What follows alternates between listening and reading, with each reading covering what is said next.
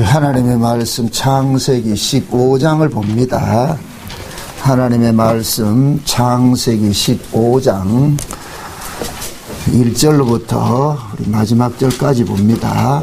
21절까지 창세기 15장 1절에서 21절까지 우리 찾으셨으면 같이 한 목소리를 함께 보도록 합니다.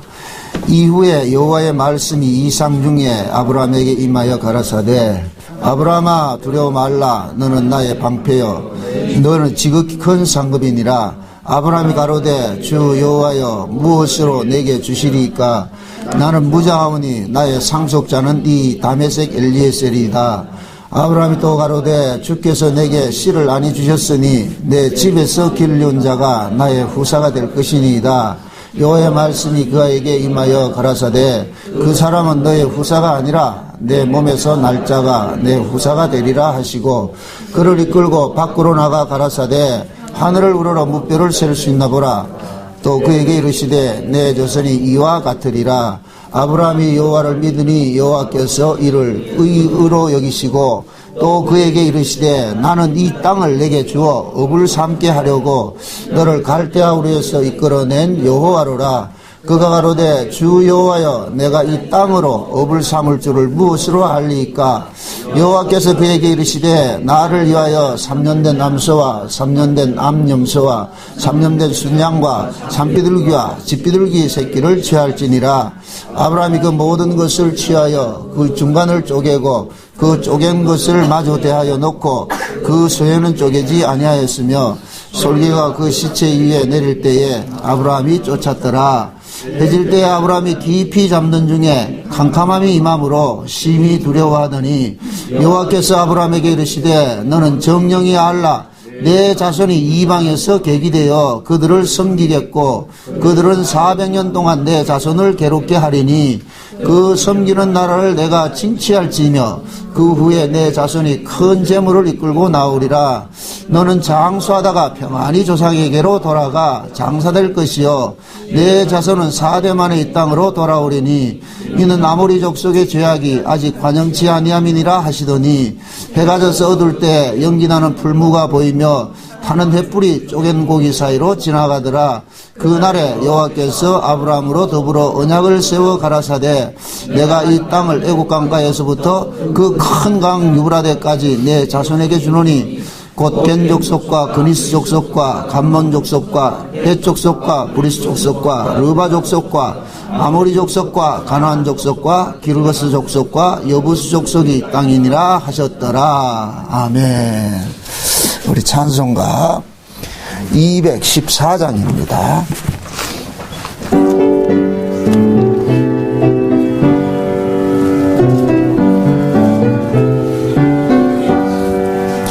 변찮은 주님의 사랑과 거룩한 보혈의 공로를 우리 다 찬양을 합시다.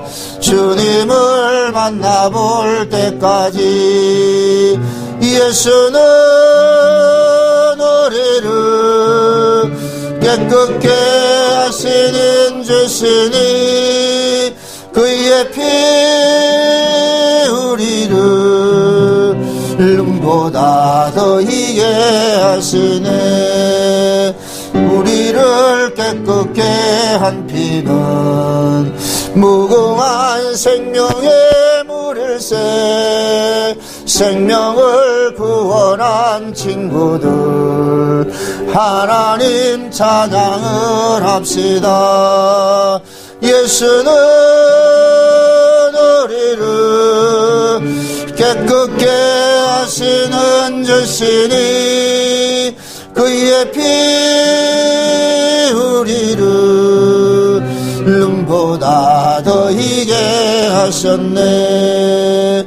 주님의 깨끗한 보혈을 날마다 입으로 간증해 담대히 싸우며 나가세. 천국에 들어갈 때까지 예수는 우리를 깨끗게 하시는 주시니 그의 피 우리를 눈보다 더 희게 하셨네. 십자가 튼튼히 붙잡고 날마다 이기며 나가세. 머리에 면류관 쓰고서 주 앞에 찬양할 때까지 예수는 우리를 깨끗게 하시는 주시니 그의 피 우리를 눈보다 더 이게 하셨네. 기도합시다. 하나님, 십자가 튼튼히 붙잡고 날마다 이기며 갑시다고 우리가 찬양을 드렸습니다. 하나님, 이 찬양이 우리의 신앙 고백으로 남게 도와주시옵소서.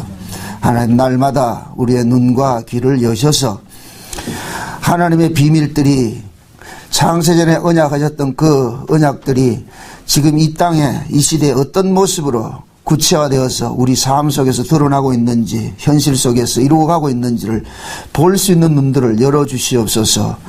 사물을 통하여서 또한 만물을 통하여서 하나님의 계시를 읽어낼 수 있는 영안들을 주셔서 날마다 이 세대를 본받지 말고 하나님의 뜻이 무엇인지를 분별할 수 있는 복된 시간이 되어지게 도와주시옵소서. 오늘 우리가 아브라함에게 찾아오셔서 언약을 하신 그 하나님의 언약이 지금 이 시대 우리에게 어떤 모습으로 구체화돼서 일어나고 있는지 살펴보기를 원합니다. 성령께서 지혜와 계시의 영을 우리에게 허락해 주셔서 깨닫는 마음을 주시고 또한 그것이 믿어지는 큰 은혜를 허락해 주시옵소서. 특별히 하나님, 간구하옵기는 우리의 마음과 생각을 주님께서 붙잡아 주시옵소서. 잡다한 생각들 다 사라지게 하시고 오직 하나님의 말씀을 마리아처럼 예수님의 발 앞에 꿇어 앉아서 말씀을 듣고자 하는 그 심령들이 주께서 이 한 시간도 우리 마음속에 일어나게 도와주시옵소서. 감사를 드렸고 그리스도 되신 예수님의 이름으로 기도합나이다. 아멘. 지난 시간에는 우리가 아브라함의 그 전리품을 가지고서 11조에 대해서 우리가 살펴봤습니다. 11조라는 것은 어떤 물질적 10분의 1 그런 개념이 아니고 구약에서는 율법에서는 그렇게 드렸는데 신약에 와서는 우리 자체가 11조다. 그러므로 우리가 살아가는 그 삶 자체가 11조 정신으로서 살아야 됩니다. 그 11조 정신으로 산다는 것은 결국 뭐냐? 우리가 죄와 사망 가운데 가둬져 있다가 예수 그리스도께서 오셔가지고서 우리를 전쟁을 하셔서 포로에서 잡혔던 저희들을 끄집어내 주신 그 사건을 이야기를 하는 거예요. 그러니까 우리는 항상 죄로부터 우리가 뭐를 받았다? 구원을 받았다는 그 사고로 살아야 되는 거예요. 그게 진정 우리의 11조 정신입니다. 그러니까 우리가 어떤 물질적 11조를 내거나 이렇게 하는 것은 그것도 중요하지만 그것보다 거기에다가 의와 인과 신을 담아야 되는 거예요. 그러니까 지금 신약시대 의와 인과 신은 뭐냐? 예수 그리스도가 이 땅에 오셔서 십자가에서 우리가 포로되었던 자들은 다 자들이었는데 죄 아래 다 가두어졌던 자들인데 예수님께서 친히 구원해 주셔가지고서 아버지 앞에 드린 것이다. 그것을 우리가 살펴봤습니다. 그러니까 아브라함이 자기가 힘이 있어서 이 전쟁에서 이긴 것이 아니고, 그러니까 그 아브라함 전쟁은 그 장차 예수님께서 오셔서 하실 전쟁을 예표적으로 보여주셨어요. 그래서 구약은 전부 뭐냐? 장차 예수님께서 오셔서 하실 일들을 보여주는 그런 바탕 화면을 쫙 깔아놓는 거예요. 계속해서 그림을 보여주신단 말이죠. 그러니까 구약에 일어났던 그 사건마다 모두가 다 뭐냐? 하나의 계시란 말이에요. 계시. 장차 일어날 계시란 말이죠.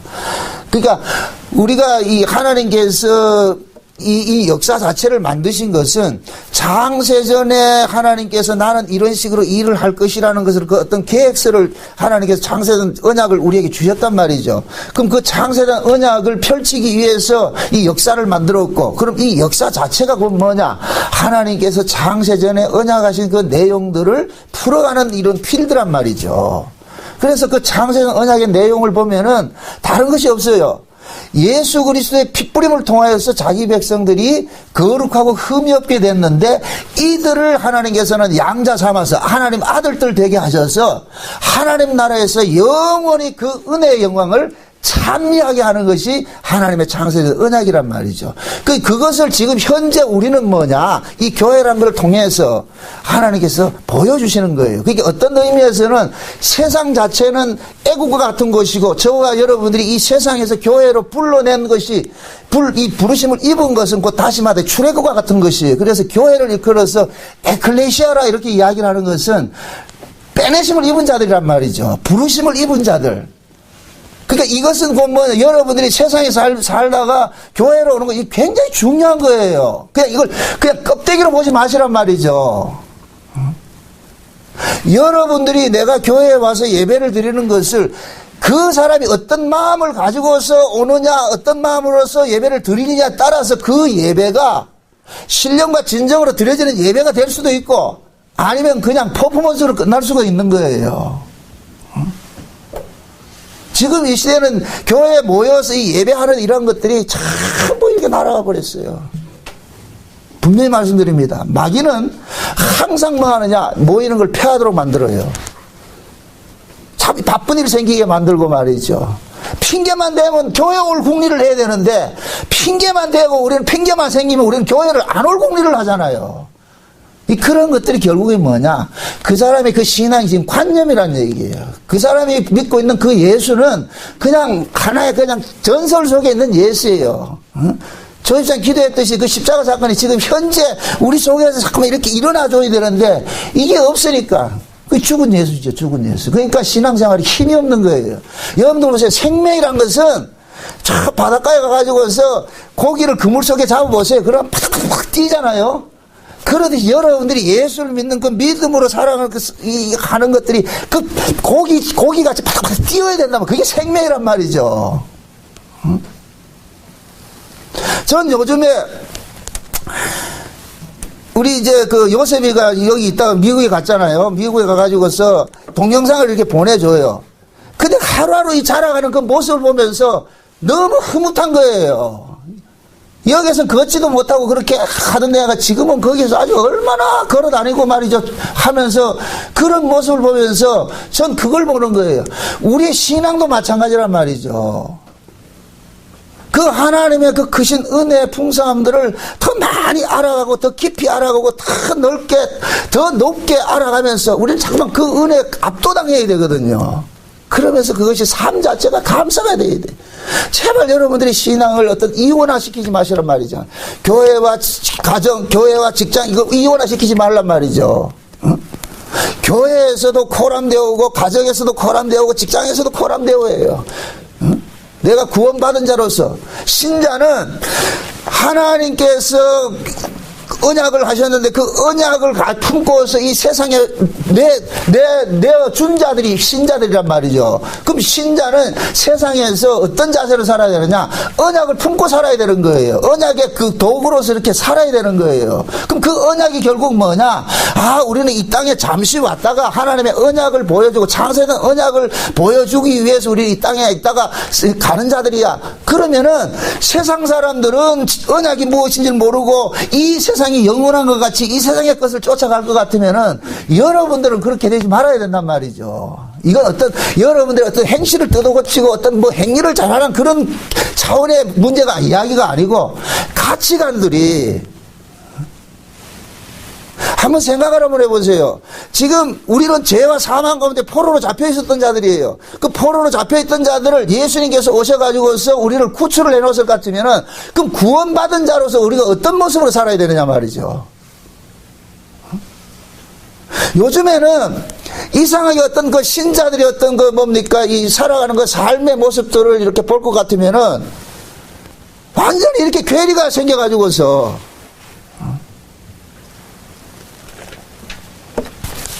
사소한 이러한 부분들만 생겨도 우리는 어떻게 하냐면 하나님 자꾸 도망가려고 하는 그런 게 있단 말이에요. 물론 그게 죄의 본성이에요. 그럼 우리는 하나님께로 이제 포로로 잡혀있다고 건져진 자들이잖아요. 건져진 자들.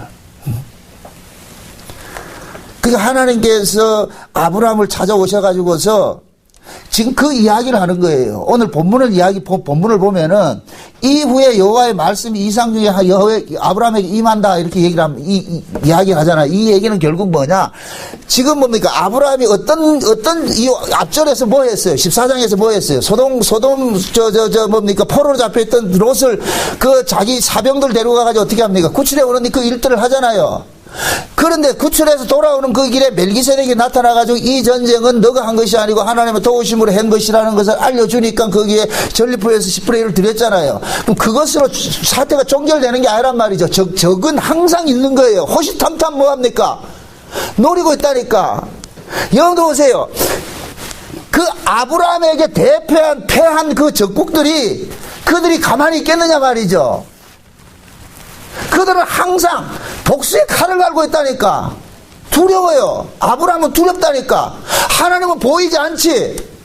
그렇다고 식구들이 많기는 하냐? 없단 말이죠.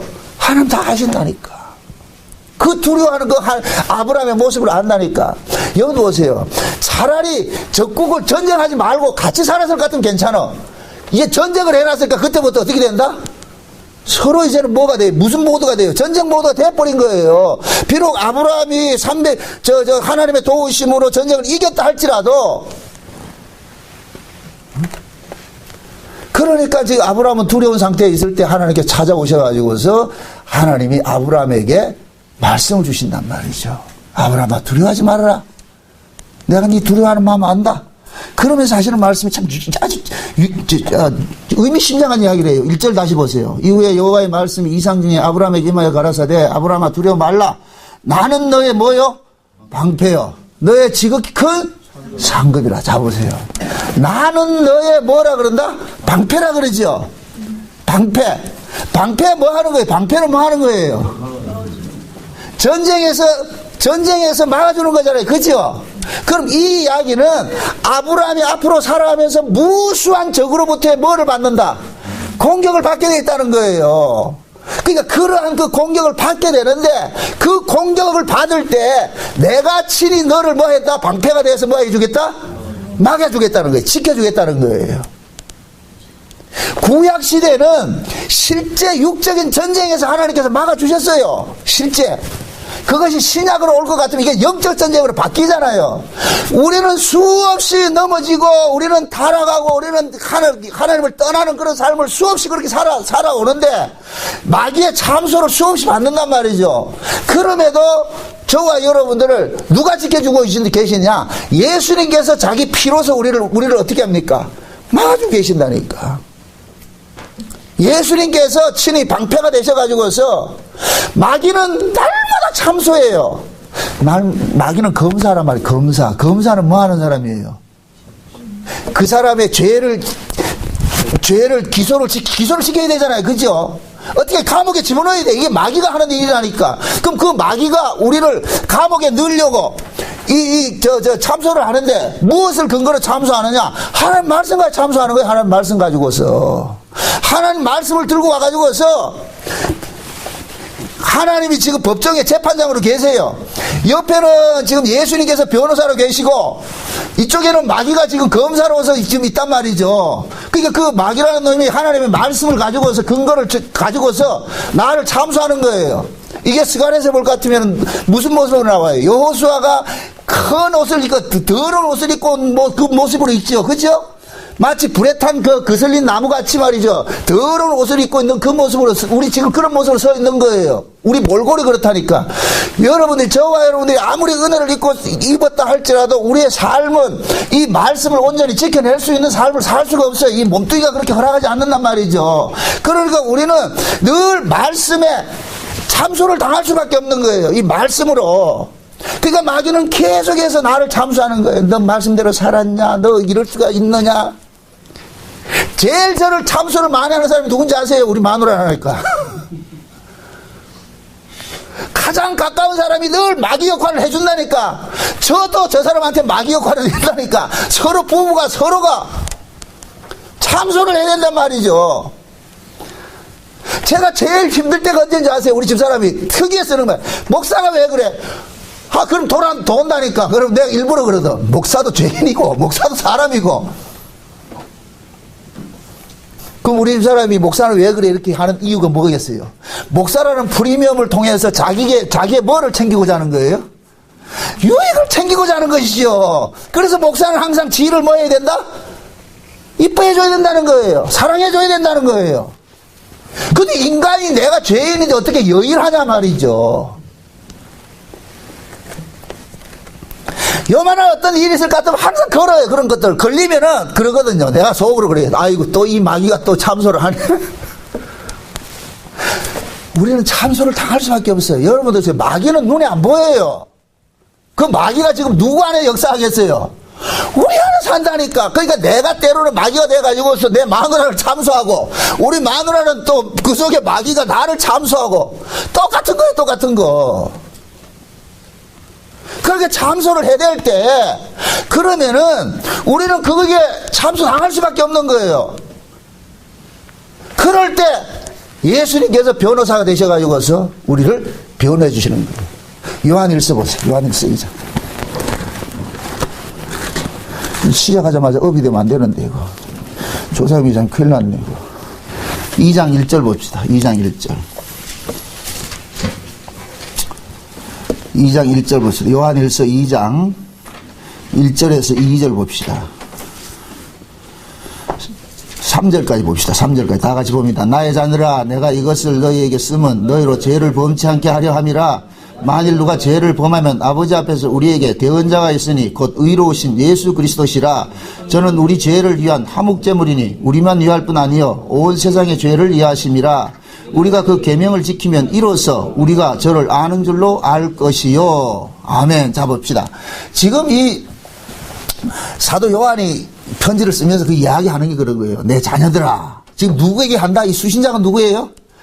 자녀들아. 일단 여러분들 이렇게 생각하세요. 하나님께서 자기 백성들을 하나님의 아들 삼은 것은 이 아들이란 이 신분 자체는 이 관계는 깨어질 수가 없어요. 그래서 우리가 흔히 뭡니까? 부모 자식 간을 뭐라 그래요? 천륜이라 그러죠. 천륜. 이 천륜은 깨어질 수가 없다니까. 아무리 부모가 부모 짓을 못하고 자식이 자식 짓을 못한다 할지라도 그 부모와 자식 관계는 깨어지지 않아요. 이게 은혜성이거든. 은혜성. 그러니까 지금 사도 요한이 그러는 거예요. 내 자녀들아 이렇게 이야기를 할 때는 너희들은 하나님의 그 은혜에서 떨어질 수 없는 자들이라는 거예요. 이것은 하나님의 구원에서 떨어질 수 없는 자들인 거예요. 그들에게 이야기를 하면서 하는 얘기겠어. 내가 이것을 너희에게 쓰는 것은 너희로 죄를 짓지 않게 하려 함이라. 내 바람은 너희들이 죄 안 짓기를 바란다. 지금 그 얘기하는 거예요. 저도 지금 여러분이 그런 거예요. 목양교회 성도들이요, 저 미국의 모퉁이돌 교회 성도들이요, 여러분들이 하나님 뜻대로 살기를 바라요. 제 소망이에요. 그렇게 살기를 바라는데, 그런데 이놈이 몸뚱이가 그래 말을 듣냐 말이죠. 그래서 우리는 그 뜻대로 살아내지를 못해요. 그래서 요한이 그러는 거예요. 만일 누가 죄를 범하면 아버지 앞에서 우리를 위하여 누가 한다? 대언하시는 분이 계시죠. 그죠? 누구 앞에서? 아버지 앞에서. 여러분 보세요. 아버지는 아까 제가 뭐라 그랬어요? 재판장이라 그랬죠. 재판장이란 말이죠. 그러면 마귀는 검사가 돼서 우리를 뭐해요? 기소시키려고 어떻게든 감옥에 집어넣으려고 죄를 뒤집어 씌워서 집어넣으려고 그런단 말이죠. 이럴 때 예수님께서 변호사가 되셔가지고서 당신의 피를 보여주시면서 저 정나곤이 죄로 인하여서 누가 죽었다? 내가 대신 죽었다는 것을 보여주는 거예요. 보여준다. 그래서 화목제물이라고 그러고, 화목제물로. 예수님께서 당신의 죽음을 통하여서 내가 저 정나곤이를 구원했습니다. 저 정나곤이가 받아야 될 그 화살을 누가 받았느냐? 예수님이 받은 거예요. 이게 아브라함 언약에서는 뭐로 나타나느냐? 방패로 나타나는 거예요. 방패로. 이해돼요? 그냥 이거 벌로 잊지 마시란 말이죠. 왜 하나님께서 아브라함에게 나타나서 내가 너의 방패가 될게 이 이야기를 해주냐 말이죠. 아브라함이 살아가는데 그 당시에는 부족국가로 살기 때문에 실제 아브라함은 갈대아 우르에 살던 사람이었어요. 갈대아 우르에서는 아브라함이 유지행세하고 잘 산 사람이에요. 재벌로 산 사람이란 말이죠. 그런 사람을 하나님께서 덜렁 빼가지고 아무 연고도 없는 가나안 땅에 집어넣어놨으니까 이건 언제 어떻게 죽임 당할지 모른단 말이에요. 실제 자기 마누라가 애굽에 내려가서 어떻게 됐어요? 겁탈당하는 일까지 겪었잖아요. 그러니까 아브라함은 하루하루 산다는 것이 전쟁통에서 사는 것과 똑같은 거예요. 그런데다가 한번 자기 조카 롯이 포로로 잡혀갔다고 해서 무슨 영웅심이 발동이 돼가지고 그 적국에 싸워가지고서 그걸 끄집어 놔놨으니까 이제는 거기 가나안에서 살기 위해서는 이거는 하나님께 지켜주지 않으면 못 산다니까. 그래서 하나님께서 아브라함에게 나타나서 이야기하시는 거예요. 아브라함아, 두려워하지 말아라. 앞으로 너를 공격하는 세력들이 어떤 세력이 일어난다 할지라도 내가 너를 뭐 한다? 지켜줄게. 이걸 여러분들이 지금 이 시대 우리 자신에게 적용을 하게 돼. 우리 자신에게. 사단의 세력이 무수히 우리를 공격해 오잖아요. 그럴 때마다 하나님께서 막아주신다. 전 참 막 울 때가 있어요. 막 이렇게 오해를 받고 막 공격당하고 막 이렇게 할 때마다 막 오해할 때마다 아버지 아시죠? 그럼 하나님께서 그래 위로를 해주신다니까. 여기 오세요. 우리가 언약을 품게 되면은 그 언약을 품는 순간 마귀는 노린다니까. 마귀의 표적이 되어버린다니까. 마귀의. 마리아가 예수님을 낳고 나가지고서 시몬에게 가지고 들어옵니다. 시몬에게. 뭡니까? 사가랴인가요? 사가랴에게 가져오잖아요. 그 사가랴에 가져왔다니까 하는 소리가 그러는 거예요. 이 아이는 많은 사람의 흥망과 폐함을 위한 하나의 표적이 될지랍니다. 표적이. 그래서 마리아야, 네 마음이 칼이 너 마음을 찌르듯이 아플 것이다. 결국 그 이야기는 결국 뭐냐? 마리아가 예수를 품었기 때문에 그 마리아를 우리로 보란 말이죠. 그럼 우리도 역시도 마찬가지예요. 우리가 예수를 품었기 때문에 수많은 비방들이 우리에게 뭐하냐? 쏟아지게 돼 있다니까. 아픔을 다가오게 된단 말이죠. 이런 이 아픔들을 우리가 어떻게 이겨내느냐? 우리는 못 이겨내요. 우리는 그런 어떤 남한테 음해를 듣고 말이죠. 욕을 먹고 말이죠. 이런 할 때마다 우리는 그냥 도망가고 싶어요. 아무것도 하기 싫어요. 다 던져버리고 싶다니까. 저도 하루에 수없이 이 목회 그만하고 싶을 때가 많아요. 이 목사 그냥 안 했으면 좋겠어. 가장 좋은 게 그냥 신자로 사는 게 좋아요. 이걸 내가 말씀 깨닫는 것도 없는데 이걸 전한다고 해가지고 욕먹고 말이죠. 지금 블로그를 2주를 못 쓰고 있어. 지금 글을 쓰는 게 두려워. 힘이 들어. 좋네, 나쁘네. 그것조차 우리 다 초월하고 살아야 되는데, 마음은 초월해야지. 된다, 안 된다? 안 돼요.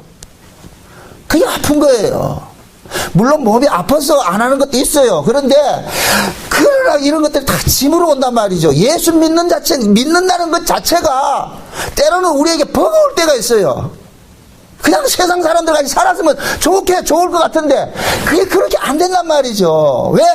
하나님께서 너는 내 것이다. 야곱아, 너는 내 것이다. 내가 너를 지명하여 불렀나니 불이 너를 불 가운데 지날지라도 불꽃이 너를 사르지 못하고 네가 물 가운데 지날지라도 물결이 너를 엄물지 못할 것이다. 결국은 뭐냐? 하나님께서 우리를 불 가운데 집어넣고 물 가운데 집어넣는다는 얘기예요. 우리는 그 길을 통행할 수밖에 없다니까. 이 자체가 세상이라니까. 노아 홍수 시대로 말할 것 같으면 이 세상 자체가 물바다 됐잖아요. 물바다. 그게 결국 물에 엄물 당해 있는 거예요. 그 물이 무슨 물이에요? 비 질리고 뱀의 사상이고 그렇단 말이죠. 그런 물에 지금 엄물 당한 그런 상태예요. 그러한 상태에 예수라는 그 방주에 태워서 우리를 지금 지켜내고 있다니까. 우리가 노아 그 방주 사건을 볼 때 하나님께서 그 저주의 비를 뿌릴 때 그 저주의 비를 누가 맞았다 그랬어요? 방주가 맞았다 그랬잖아요. 그 방주 안에 있는 노아는 편히 살았고, 그 방주가 신약으로 올 것 같으면 누구냐? 예수란 말이죠. 예수. 지금 저와 여러분들이 그래요. 하나님은 공의의 하나님이에요. 죄를 멸하시는 분이에요. 그래서 하나님은 계속해서 분노의 화살을 쏘대고 저주를 부었는단 말이에요. 계속. 그런데 그 저주를 지금 누가 담당을 하셨느냐? 예수님께서 담당하고 있는 거예요. 그래서 예수님께서 지금 우리의 뭐가 되시느냐? 방패가 되시는 거예요. 방패가. 시편을 읽어보세요. 사도 다윗이 도망다니면서 여호와는 나의 산성이시여 여호와는 나의 방패시여 이야기하죠. 여러분도 보세요. 여호와는 나의 산성이시여 여호와는 나의 방패시여. 이것은 그 전쟁 상황에 실제 쫓겨봐야 실제가 돼요. 실제가. 집구석에 깡통 까먹으면서 텔레비 보면서 여호와는 나의 방패시여 여호와의 나는 산성이시여. 아이 웃기지 마세요. 그건 아무 의미가 없다니까. 실제 그런 상황에 여러분들이 당해졌을 때 비로소 진짜 그게 튀어나온다니까. 내가 고난을 당해봐야 그 고난 속에서 아버지 찾는다니까. 아버지 찾는다니까. 저는 하나님 앞에 많은 어려움들을 당하고 이럴 때마다 진짜 많이 울었어요. 그럴 때마다 아픕니다. 조용필이가 노래했잖아요. 누가 사랑을 아름답다 했던가? 아니에요. 사랑은 아름답지 않아요. 아파요. 얼마나 아픈지 아세요? 많이 아프다니까. 여러분이 사랑을 제대로 안 해봐서 그래. 진짜 사랑하면은 아파요. 진짜 아프다니까. 얼마나 아픈지 아세요? 이 가슴이 까맣게 타들어갈 정도로 아프다니까.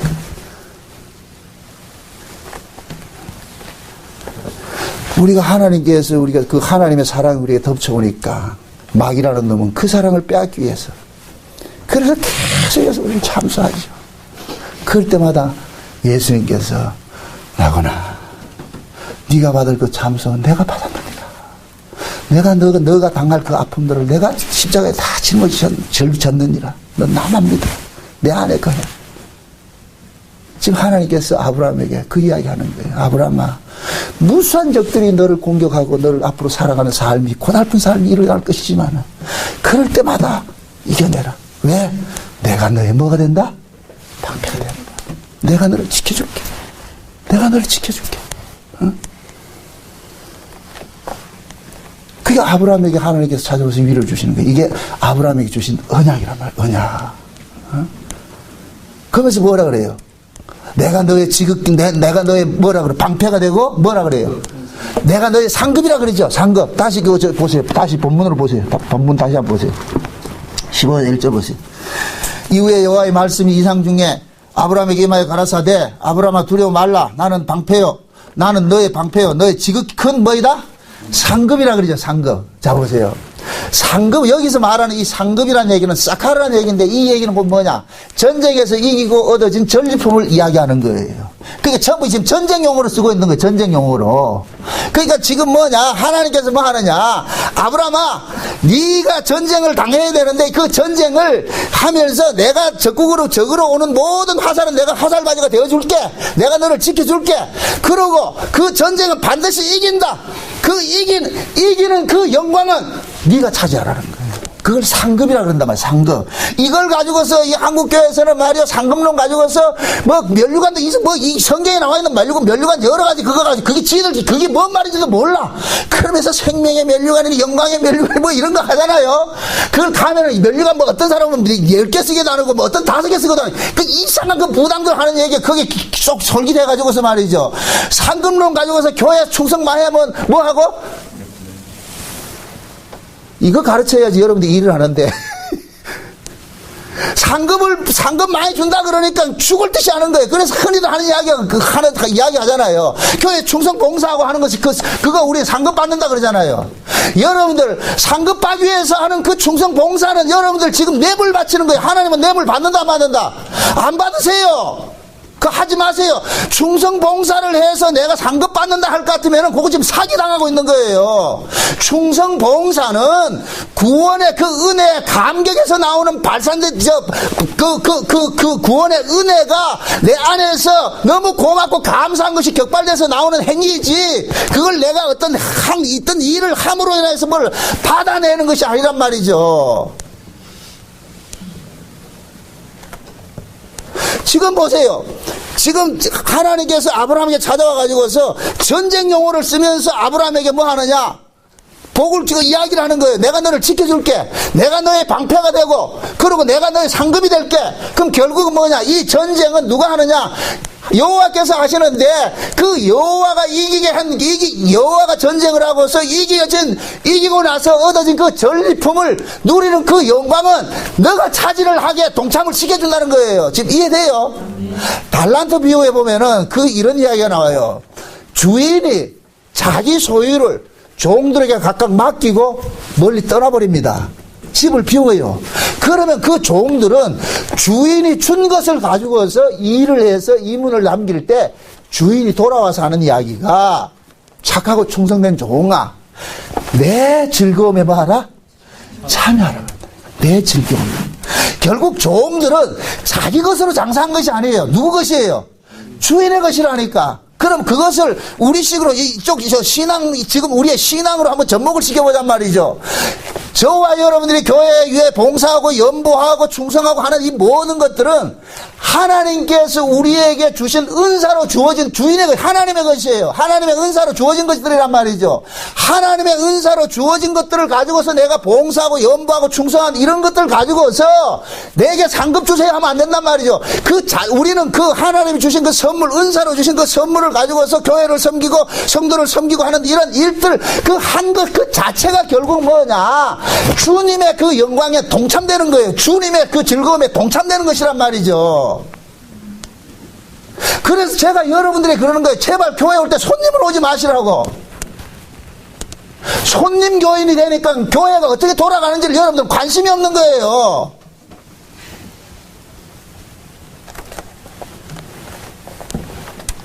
그게 다 손님들이 돼가지고서 오늘 설교 잘하나 못하나 한번 보자. 뭘 평가로 왔어요? 별 몇 개 주는데 관심이 없어요. 그냥 교회를 왔다가 그냥 단골 손님 같이 왔다가 갔다 하는 그런 것이 돼버렸어요. 제가 그게 가장 안타까운 거예요. 같이 울 땐 울어주고 같이 웃을 땐 웃어주고 이 희노애락이 함께 가져야 되는데 따로 국밥이라 따로 국밥. 니대로 해라. 우리는 우리대로 할게.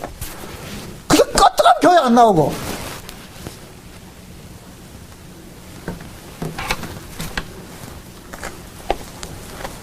지금 보세요.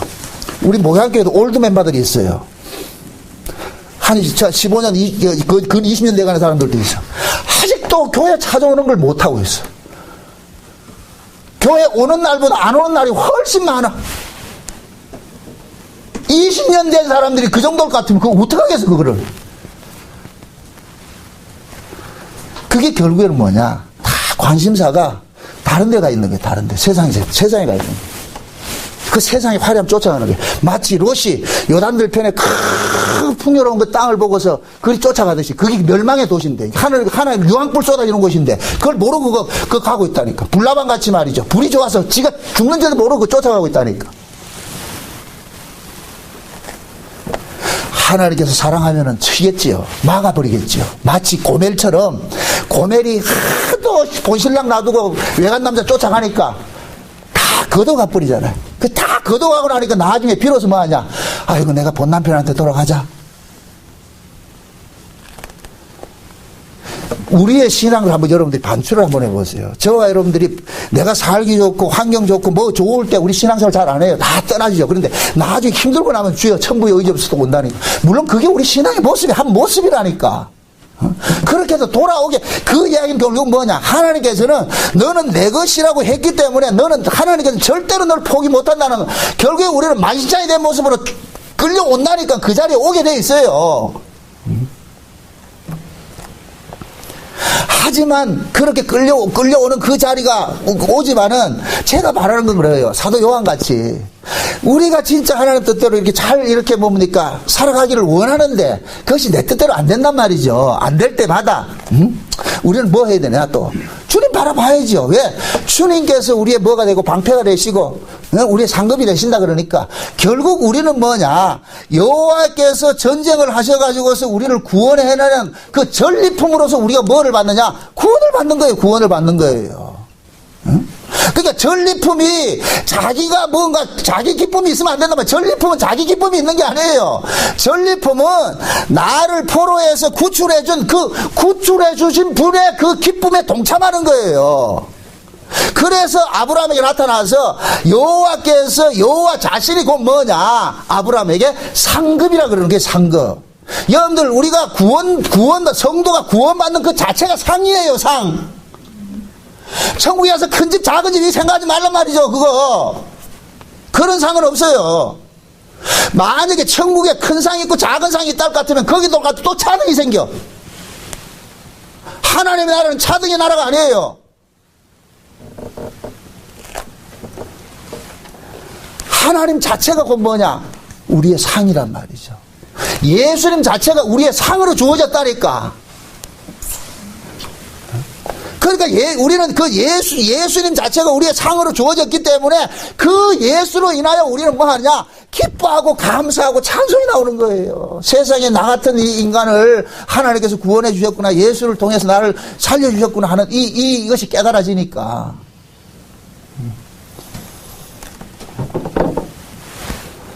그래서 하나님은 지금 저 아브라함에게 찾아와 가지고서 두려워 떠는 거에게 보세요. 그 당시에 부족 국가로 이렇게 살아가는 사람들은 물질도 많아야 되고 자식도 많아야 돼요.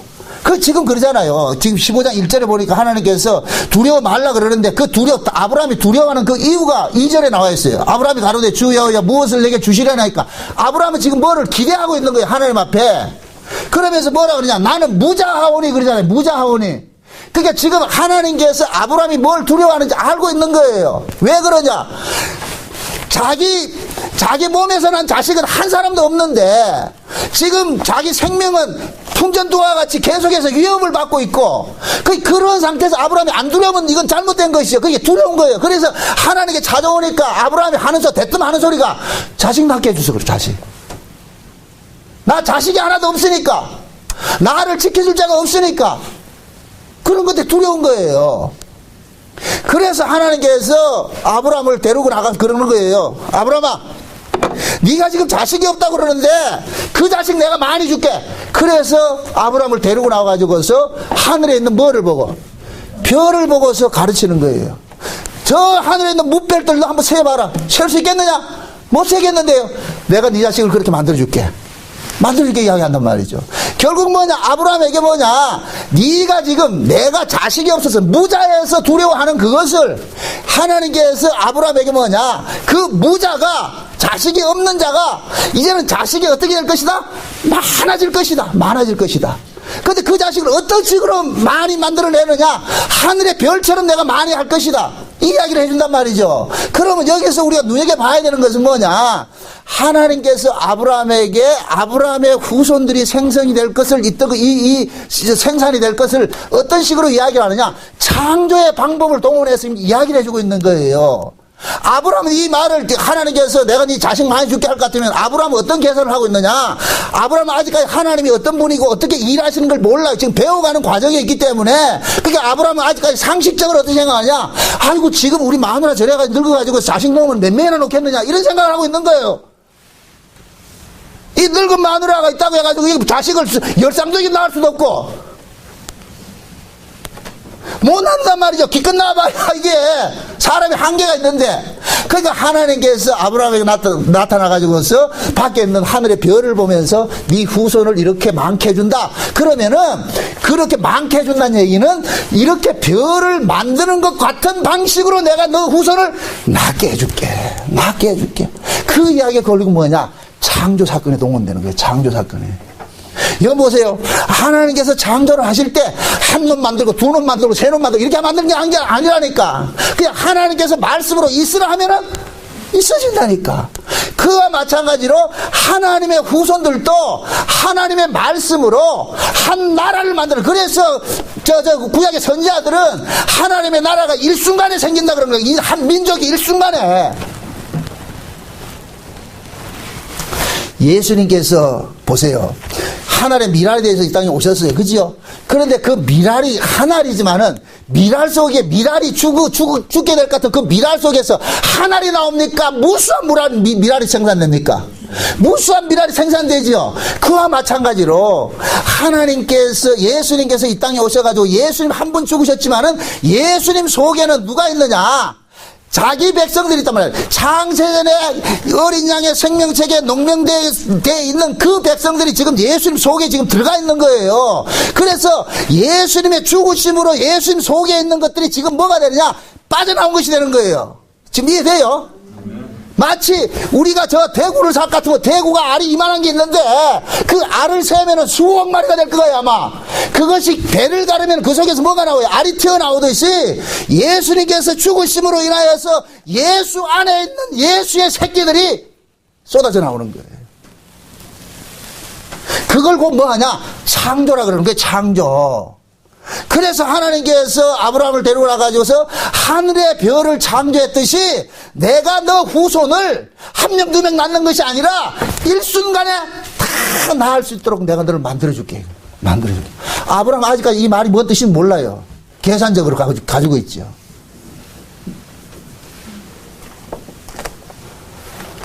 여러분 생각해 보세요. 하나님께서 창조를 하실 때 별을 만드실 때 한 개 만들고 두 개 만들고 세 개 만들었어요?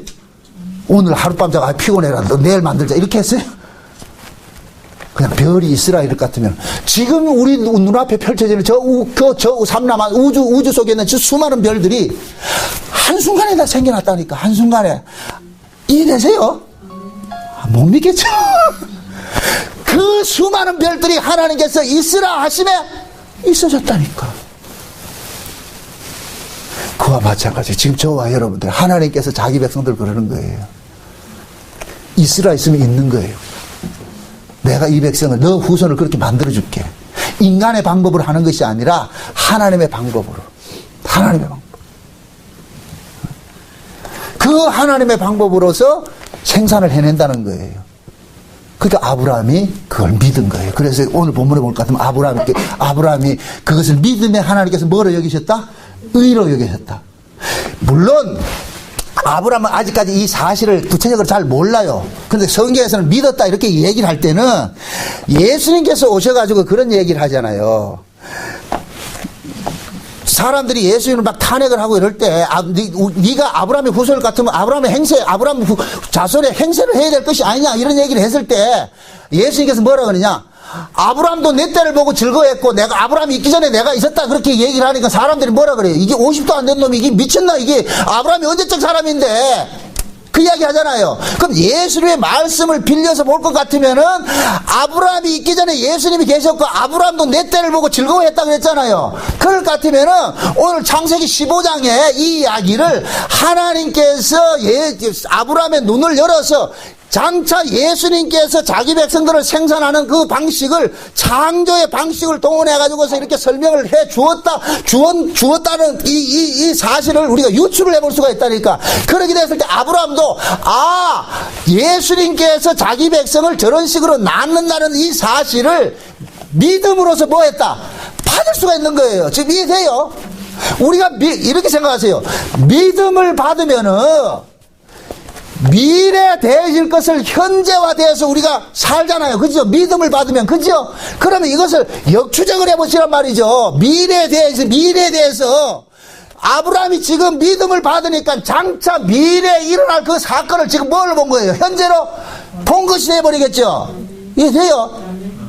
그게 지금 하나님께서 이 아브라함에게 나타나가지고서 이런 이야기를 해줄 때 아브라함이 믿음으로 그 사실을 받아들이게 된 거예요. 그것을 하나님께서 뭐로 여겼냐? 의로 여기신 거예요. 의로. 지금 이해돼요? 그럼 이것을 우리에게 적용을 시켜보세요. 믿음이 오면은 미래의 것을 현재화시키기도 하지만은 과거의 것을 현재화시키기도 한단 말이죠. 그러니까 그 믿음 자체는 곧 뭐냐? 역사적인 배경을 뛰어넘어서 바라보게 하신다니까. 우리는 지금 14년도인가 지금 2014년도에 살고 있지만은 믿음이 오면은 아담 시대를 우리가 볼 수가 있고 또한 장차 한 예수님께서 오셔가지고서 이 세상을 멸하시고 하나님 나라가 오는 그 천국의 모습들을 우리가 볼 수가 있는 거예요. 지금 이해돼요? 그게 믿음을 받으면은 아브라함 시대나 지금 시대나 다 이해가 되고 예수님이 하나님 나라 그 천국의 모습도 우리에게 이해가 되는 거예요. 믿어진단 말이죠. 우리는 그 믿음으로 사는 거예요. 그래서 우리는 신앙생활은 뭐냐? 하나님의 언약을 받고 그 언약을 지금 이 현실 속에서 현재로 살아가는 것이 신앙생활이라는 거예요. 신앙생활. 이해돼요? 그러니까 지금 저와 여러분들이 천국을 지금 현재서 당겨서 살고 있다니까. 당겨서. 그래서 사도 바울이 그러잖아요. 우리는 천국 이룰 것 같으면 또 육신적 생각에 천국을 바라는데 그 육신적 생각이 천국은 뭐냐? 등 따시고 배부르고 좋은 환경을 바라는데 사도 바울은 하나님의 나라는 그런 나라가 아니고 먹고 마시는 나라가 아니고 뭐이다? 성령 안에서 의와 평안과 희락을 누리는 곳이라 그러잖아요. 그럼 저와 여러분들이 비록 살아가는 삶이 힘들고 고통스럽고 어렵지만은 그러나 그 속에서 우리 주 예수 그리스도가 주신 그 복음으로 인하여서 마음의 평강을 받고 위로를 받고 하는 그것이 결국 우리는 지금 현재 천국을 뭐 하고 있는 거예요? 누리고 있다니까, 살고 있다니까. 왜 이 천국을 우리가 모르냐 말이죠. 여러분 보세요. 하나님께서 고린도전서에 볼 것 같으면 고린도서 1장에 볼 것 같으면 그런 얘기를 해요. 하나님께서 우리를 환난에 던진 것은 위로키 위해서 환난에 던졌다 그런다니까. 아, 이게 참, 이게 이 역설을 아셔야 된다니까. 위로가 되려면은 그 위로의 반대인 상황에 있어야 돼요. 그래야 위로가 된다니까. 지금 이해돼요? 그래서 하나님께서는 우리를 자꾸만 뭐 하느냐? 하나님의 위로를 알게 하기 위해서 우리를 뭐 하느냐? 위로 받을 수밖에 없는 환경 속으로 우리를 몰아넣는다니까. 그래서 이런 환경이 내가 원하지 않아도 하나님께서 일으키신단 말이죠. 이것이 구약식으로 말할 것 같으면 적들이 계속해서 공격해 오는 식으로 나타나는 것이고, 지금 신약식으로 말할 것 같으면은 우리가 믿음으로 살다 볼 것 같으면 아프고 뭡니까 많은 사람들도 비방을 당하고 말이죠. 또 실제 살아가는 삶 속에서도 어렵고 힘든 일들이 많이 닥칠 수가 있단 말이죠. 그러한 일들이 닥치는 것은 결국 뭐냐? 하나님께서 저와 여러분들 뭐 하느냐? 위로해 주시기 위해서. 그럴 때마다 하나님께서 나거나 현실 보지 말아라. 이 세상은 안개 같은 곳이니라. 잠깐 보이다 사라지는 것들이 허구니라. 허구. 이 세상은 허구다. 여기에 집착하지 말아라. 네가 가야 할 곳은 영원한 것이 있구나. 그렇게 깨달아지고 믿어지면은 그 현실 속에서 뭐가 맞냐? 위로를 받는다니까. 위로를. 여러분 한번 이렇게 냉정하게 생각해 보세요. 제가 이 목회를 해오면서 거의 지금 이 수준을 벗어나지 못했어요. 목사들이 처음에 저는 이 복음을 모르고 이 복음을 몰랐을 때는 율법 아래에서 율법으로 이 목회를 할 때는 동료 목사들 만나는 게 창피했어요. 자존심 상해서. 다른 목사들 만날 것 같으면 그 목사들은 교회마다 부흥돼가지고서 말이죠. 뭐 교회 짓는다 그러고 말이에요. 이렇게 얘기를 하는데 나는 맨날 봐봐야 요 숫자라. 맨날 봐봐야 21명.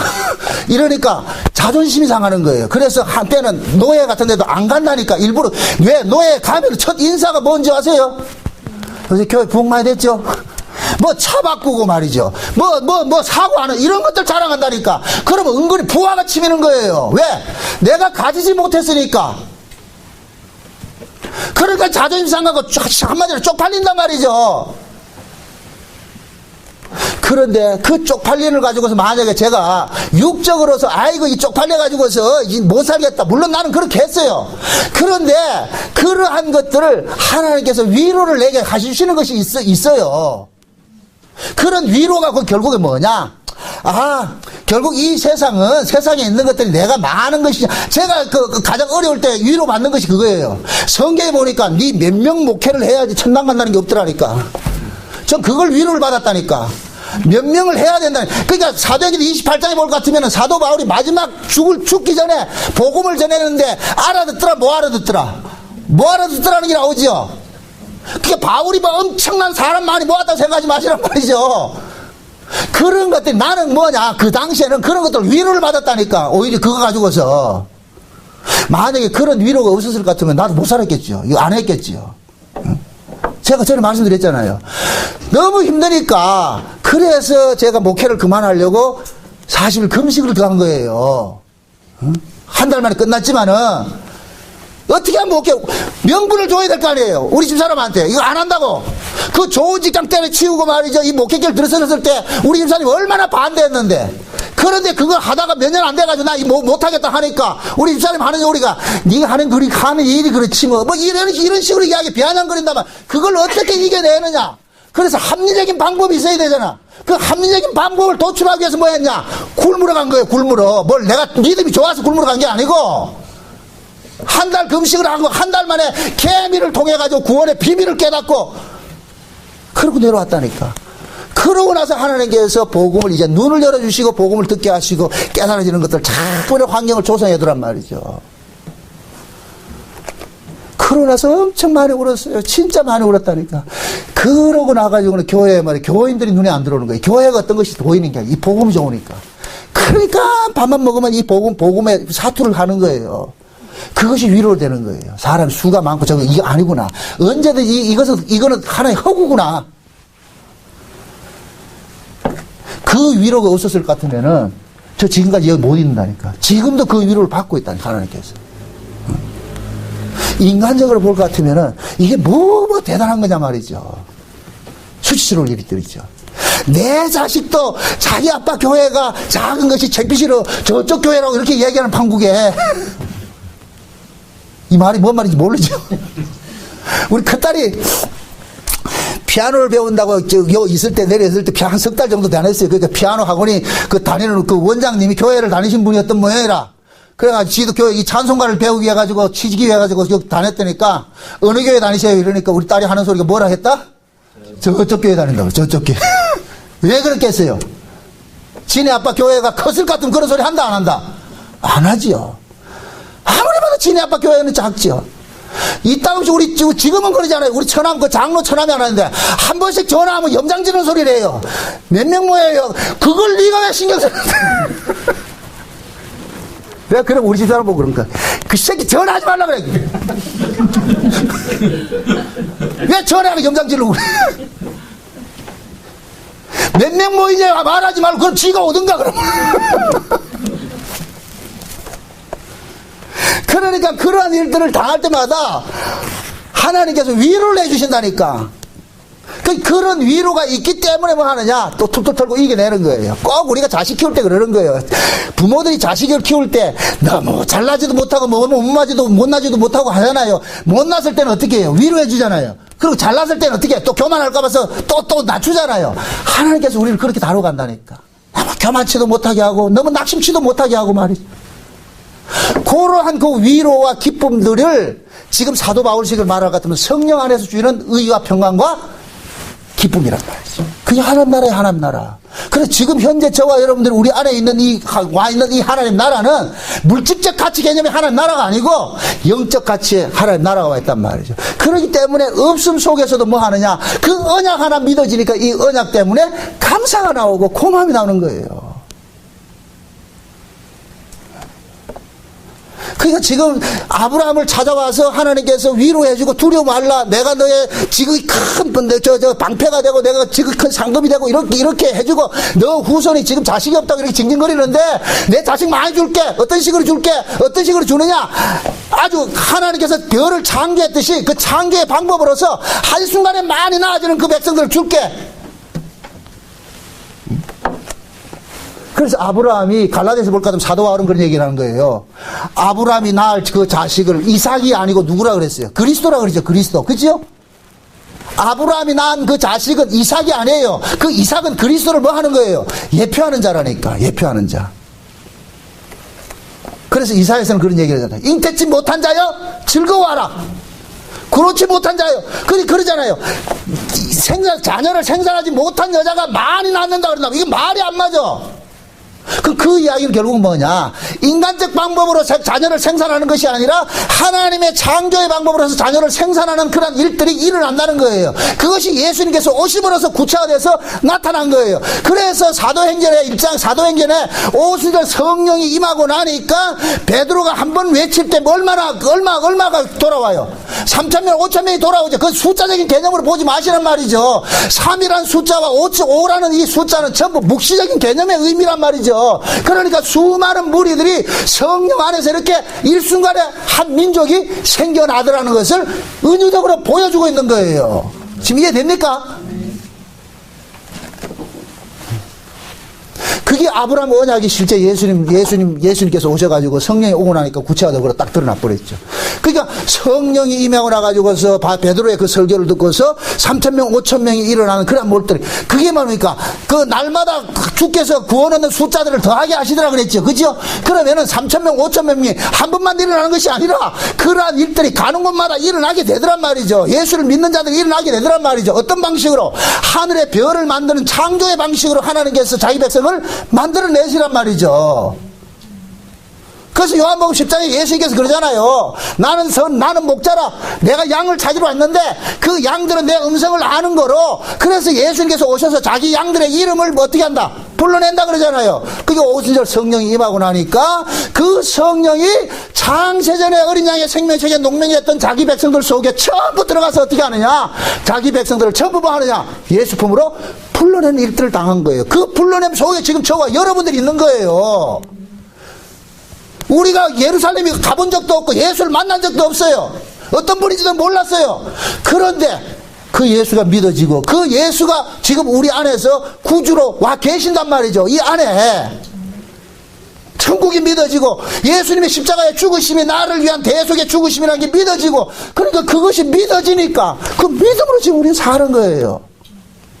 비록 여러분들이 이 땅에 살면서 삶이 고달프고 힘들고 어렵고 할지라도 그 삶 때문에 여러분들 낙심하지 마세요. 세상 것은 전부 뭐이다? 안개 같은 거예요. 안개 같은 거예요. 그림자 같은 거예요. 다 일순간에 지나갈 때. 그래서 요한계시록 18장에 볼 것 같으면은 하나님께서 이 세상 자체를 뭐냐, 큰 맷돌 같은 것을 가지고서 비유를 하잖아요. 그 맷돌을 바다에 던지니까 일순간에 뭐가 돼버려요. 그 맷돌이 바다에 빠지니까 보이지 않는 것 같이 이 세상 자체도 맷돌 같이 하나님께서 바다에 던질 것 같은 그냥 일순간에 사라져버릴 거예요. 사라져버릴 거예요. 그걸 성경을 통해 가지고서는 다양한 모습들로 보여지고, 구약에서는 여리고성을 무너뜨릴 때도 마찬가지예요. 그렇게 그 철옹성 같은 그 여리고성을 그냥 하나님 나팔 소리가 흐물어진다니까. 그래서 요한계시록에도 7째 천사가 나팔을 부는 날 이 세상은 전부 뭐 하고 다 사라져버리고 새 예루살렘과 새 하늘과 새 땅이 하늘로부터 내려오더란 말이죠. 그런 일들이 일어난단 말이죠. 지금은 저와 여러분들이 그 예수님께서 우리에게 불려주시는 그 복음이라는 나팔 소리를 듣고서 저와 여러분들이 뭐하냐, 새 하늘과 새 예루살렘이 지금 어디에 내려왔느냐? 여기 와 있는 거예요. 여기 와 있다니까. 우리 안에 새 하늘과 새 예루살렘이 여기 와 있다니까. 여기 와 있다니까. 이게 믿어지는 사람은 그것으로 사는 것이고, 안 믿어지는 사람은 보이는 저 예루살렘 쫓아갈 것이고, 세상 쫓아갈 것이고. 이제 하나님께서 아브라함에게 이 이야기를 하는 거예요. 응? 내가 이러한 일들을 벌리는데 어떤 식으로 벌리냐? 이 일을 내가 한다는 거야. 내가. 네가 하는 것이 아니고. 그래서 하나님께서 아브라함에게 뭐 하느냐? 언약을 하시는 거예요. 언약을. 최초에 이제 아브라함에게 주시는 이 언약이 언약이라니까. 응? 언약이 구체적으로, 물론 창세기 12장이 갈 때 우리에서 하나님께서 하나님 찾아가서 불러낼 때는 하나님께서 내가 앞으로 이런 일들을 해줄게 이렇게 했지요. 목의 조상이 만들어주게 했는데, 실제 하나님께서는 언약 체결식을 하는 거예요. 그때는 말로 했는데 이제는 뭐냐? 언약 체결식이 어떤 식으로 하느냐? 이 언약은 하나님 스스로가 지켜낸다는 것을 보여주기 위해서 어떻게 하느냐? 하나님이 쪼갠 고기 사이로 어떻게 하느냐? 지나가는 거예요. 이것은 내 죽음으로 이 일을 이루어낼 것이야.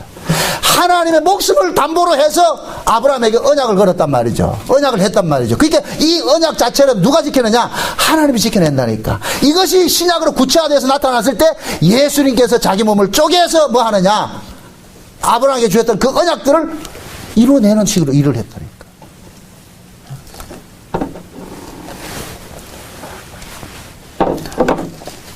하나님께서는 지금도 마찬가지예요. 저와 여러분들이 이 세상에서 살아가면서 힘들고 아픈 걸 알아요. 왜? 여러분들이 생각해 보세요. 아마 우리 김은희 집사님이, 문진열 집사님이 지금 훈기를 지금 미국에 보내놔 놓고 마음은 지금 항상 거기 가 있을 거예요. 항상 거기 가 있다니까. 그게 부모라니까. 아는 그렇게 생각할지 몰라요. 집 떠나왔으니까 좋다고 생각하는지 모르지만 부모는 그렇지 않다니까. 항상. 응?